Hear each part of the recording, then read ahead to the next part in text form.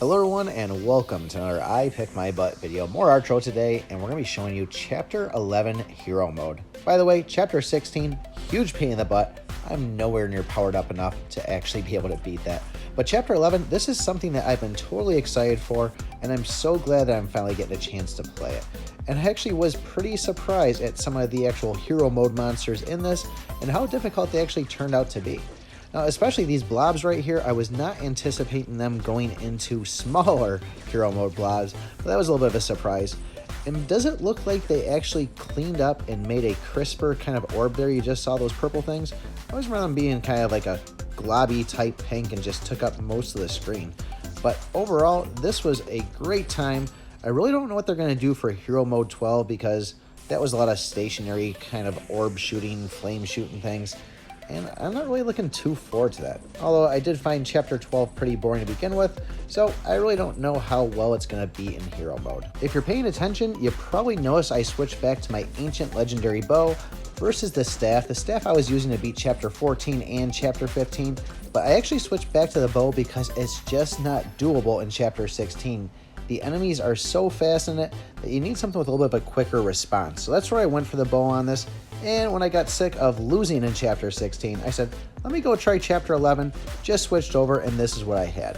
Now, I am running close to almost 6,000 attack, and you can see it really isn't making too much of a dent on these guys.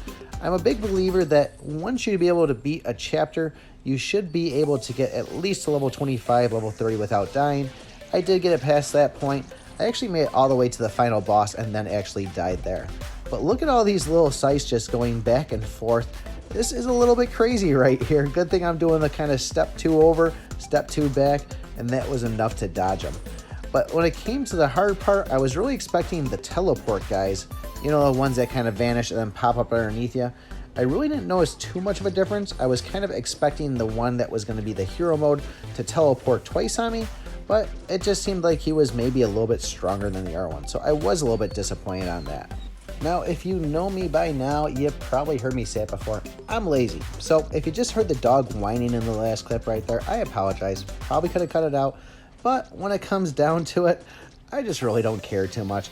That's the main difference on this guy though. You saw it kind of bounce around, and he did have that other one. He doesn't do the kind of the 5 in a different direction, you know, like the straight fireballs out at you. It's just those scattered ones right there.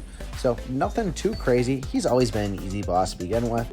Passing up on the Crit Master here, figured let me just keep the health because it's still early in the game and I really want to kind of see where it goes. And as far as that dog you're hearing whine in the background, here he is right here. This is Teddy. And how about that? Instead of removing the clips I hear him whining, we're actually putting more dog clips in there? Go figure. But he's still a puppy. He's a rough collie, which is going to look a lot like Lassie if anybody's familiar with that show. I might be a little bit outdated, but he's going to be pretty hairy. Let's just put it that way. So back to the game. I'm not going to actually make this a how to beat, this one, because you can just watch my Chapter 11 normal video for that. Really, there's a couple enemies that are just going to make it harder. The Archer bosses on this, though, I did almost die in them. They are a pain still. Forgot how much I hated them. But like I said, I'm in about 6,000 attack on here. You probably could get away with doing this at about 4,500 to 5,000. If you're really good, you probably could beat it on less. But this still did seem very challenging. I did beat this on the first try. It wasn't like, Chapter 10 I think it was, that I died my first time going through because I wasn't expecting it. This time I thought, okay, this is probably going to be a little bit tough to get through, but with the whole rune system that we have now, it really just kind of amped up my power even higher. And on top of the dog whining, we do have some babies whining in the background, or at least giggling. If you're lucky, you might get to hear the mother-in-law scream at the babies, and that's always very exciting too.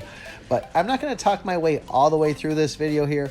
I would say stay tuned because we are going to bring you that Chapter 16 video, completion one of course, give you a walkthrough on it. I did make it to level 10 out of the 20 stages on it, so we're getting close. I just got to kind of tweak it. This is my first day getting to play it, so I got to get comfortable with it. But other than that, hopefully you guys found this video helpful, or at least enjoyed it. Don't forget, like, subscribe, and remember, I pick my butt.